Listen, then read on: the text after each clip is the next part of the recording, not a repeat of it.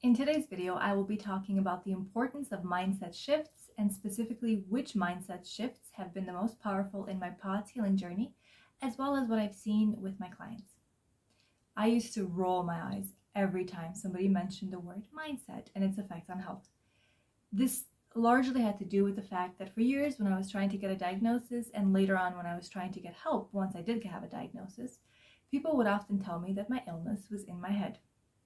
Then they would suggest things like therapy and mind-body modalities. And I think this is unfortunately extremely common when you're dealing with a poorly understood condition. As you might relate, they run all the tests on you and then they say, well, everything came back good, everything came back clean, you're healthy, you're the picture of health. So it's most likely anxiety or it's psychosomatic or something like this. Whereas we do know that just because the tests come back clean does not mean there's not necessarily something there. So I very easily came to treat the word mindset as a trigger word.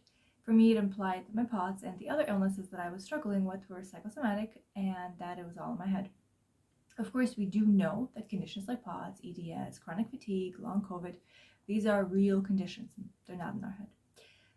But over time, I did come to realize that in order to minimize my physical symptoms, I couldn't just focus on the body, and I also needed to include the mind. But how do you go about doing this?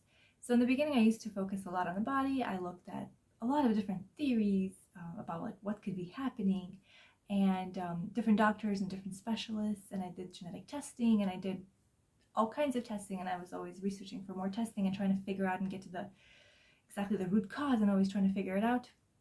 Looking also at a lot of different pills and supplements, things, like the Levine protocol. And all of these things actually do help quite a bit. Of course they do. But at the same time, I realized that I was overdoing it physically and causing a lot of emotional and physical stress, body and mind in this way. So I was obsessed to find that perfect answer. And it was only when I realized that there would have to be a major shift in how I saw life, how I did life, what I was about to do, that changes actually occurred. Now, I'm not saying, oh, think happy thoughts and everything will be okay. That's a really crude oversimplification. That's not how it works. It's more about taking the bigger picture and looking at what else in life can you change? How can you use this opportunity to shift some things around and grow? So really reframing it in that way. I had a client recently who said, I don't think that anything in the way that I was doing things was actually working. So might as well use this chance, work with you and just redo everything. Let's start from scratch. And this change in mindset has led them to honestly really do change everything up about the way they're living life and really kind of go back to basics, try new things, get in touch more with that inner voice inside of them.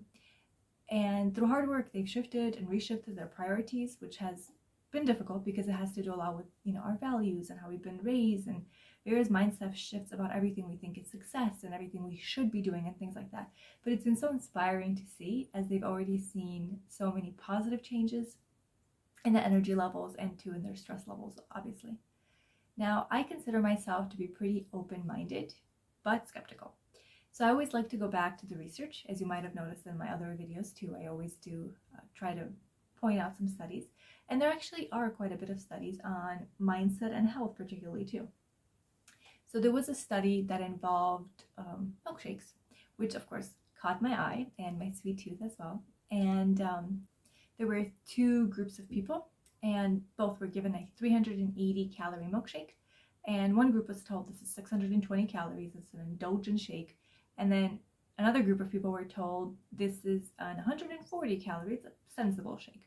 And when participants believed that they were drinking this indulgent 620 calorie shake, they had a much larger decline in ghrelin. Now, ghrelin is this hunger-inducing hormone, so it regulates our metabolism. And the other group was not the same. They certainly did not have such a decline, which was interesting. So this group responded, and their bodies, physiological, responded as if they actually had consumed more calories. So that's just a tiny example. There's been more and more research into this, so it's been really fascinating to see. But even things, well, we've known this for a long time, right? Looking at the placebo effect, that's an important one too. So the way we view things and engage with things and the way our mind think about things matters a lot. An important mindset shift has to also do around comparison. Now, as humans, we compare a lot, and it's really it's normal. I mean, there's a reason we do that. For my personal experience too, when I was in high school, I was diagnosed with major depressive disorder. Really, it came out of nowhere. It was a really, really difficult time in my life, and I dropped out of school actually as a result of it. Um, and pretty much for me, I thought that even that time I knew that I would get better. I started picking up books. You could probably tell by now the way my brain works. I started picking up books and research and trying to figure out, okay, what's happening here? How can I get better? And I thought for sure that when would get better, everything would be the same as before, but it never was. I did get better. I no longer have depression, but it was the same. I spent years waiting for that point where everything would be the same, but then I realized actually what had happened. I had changed. I ended up becoming a lot more thoughtful, and I was less impulsive, and I was just naturally tuned into my emotions and my body more, and I knew how to get myself to not be kind of in those really low lows. So when POTS came around, I did keep that in mind, not to compare to who I used to be. I realized that the new person, the new post POTS me, would be different. So I told myself things will get better, they'll never be the same. And this is also because no matter what obstacles we come across in life, it changes us. And with something like POTS, I really have found that you have to really strip life down to the basics for ultimate success. So that means that for sure your life will look different than your old one, in a better way though. So for example, you might have been working a corporate job, working something like 12 plus hour shifts, and then going out for drinks with your coworkers, and on the weekends maybe even running errands and taking care of your family. So that's a lot. That's a pretty packed schedule. But the new you, the new kind of post-POTS you, might be completely different. Your career might change, your responsibilities might change.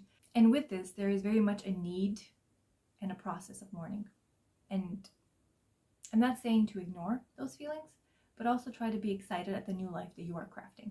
If you really, you love your previous career, maybe right now you've had to take a break from it, or were forced to take a break from it rather, how can you still do that with less strain on the body, with what modifications, at least in the meantime, until your body is strong enough? Or you might find, even, which I've seen that this happens a lot, your priorities change. As you put yourself first, your career interests might change. Everything in the way that you see things in life and the way you engage with things will change. And a big part of that is obviously the career. So that's kind of the first gist of it, is not to really compare to kind of, how things used to be, and be open to the future and the new opportunities that the future will bring. But a second part of this too is not to compare to others. Comparing to others is not that beneficial either. A lot of people always ask me, so what did you do to heal yourself or to get better, things like that? And it's such a difficult question for me to answer, not because I don't want to share the information or anything like that, but because of what I've seen is each person, not just that I've worked with, the people that I've met along the years too that have gotten better, their journeys are just so distinctly different, and I really believe in honoring that. So my journey is completely different than yours is. Now, some people might also get POTS because of COVID, or because of childbirth, or because of mold, or because of some other trauma. Even two people that have long COVID, for example, will not have the same journey. So if someone did something and they've noticed significant improvement in their symptoms, and you tried the exact same thing but it didn't work, don't despair and try not to compare.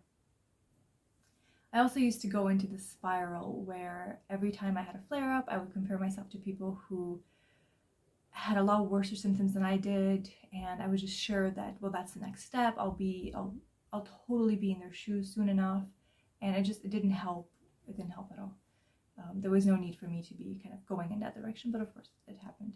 That's why it's also so important to follow inspirational stories of success, for persistence and for motivation purposes. So I mentioned when you tried one thing and it doesn't work, it's important not to despair. Now, of course, that's easier said than done when you've tried a lot of things.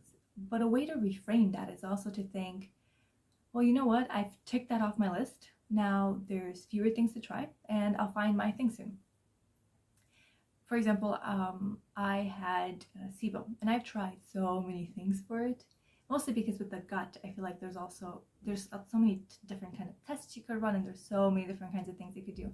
So kind of the last resort for me was kind of trying this diet called the elemental diet. It's where you just drink pretty much these shakes for a few weeks. And it's not super cheap, and it's also, I mean, it's difficult because you're just drinking these really, really sweet shakes. And I thought for sure that would work. I really that even once I finished, I thought it worked, but it didn't work. But then I knew, okay, that's off my list. That and a lot of others, but now I could alter my testing in this way, and I could try various other things. So I'm getting closer to what it could be. And I have gotten closer to where I think, like, okay, now I really have figured out some sensitivities that might have also caused a large part of those problems. With that, it's also important, again, the process of consistency. With flare-ups, consistency can be really tough. So let's say that you're trying to go gluten-free, as you might have seen in my last video, for a month, and then you have a really tough day emotionally, so you might indulge in a pizza or something like that. And then perhaps next week you have a sandwich or something, you're in a rush. Then you might just conclude, well, this gluten-free thing doesn't work for me. But also, think to yourself, did you really give it a fair shot? I've done this a lot more times than I care to admit, so it's really important also not to be too tough on yourself when this happens. You could kind of pick up the pieces and start again. So, don't give up. That's probably also why health coaching is growing so quickly as a profession, because health coaches help people with this, right? With setting up habits, long-term habits. And as we could all probably relate to, these habits are not easy at first to form. There's certain kind of tools that help in making it easier, and certain kind of support that helps a lot.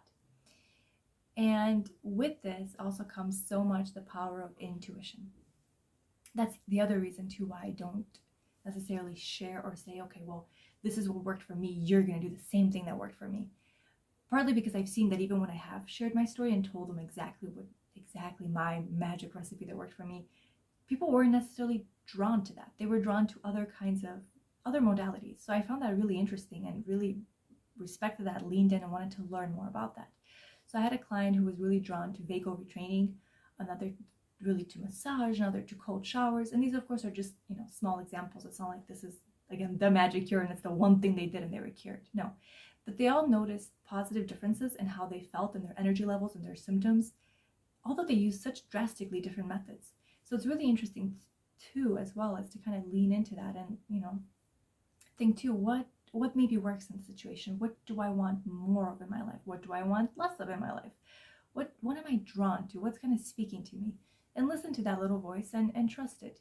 Even if sometimes you might be interested in something too, and I think sometimes this is another part of this where we're perhaps interested in a modality like, I'm not sure, something maybe like Reiki, and it's like, well, this, what's the scientific evidence behind it? What's going on?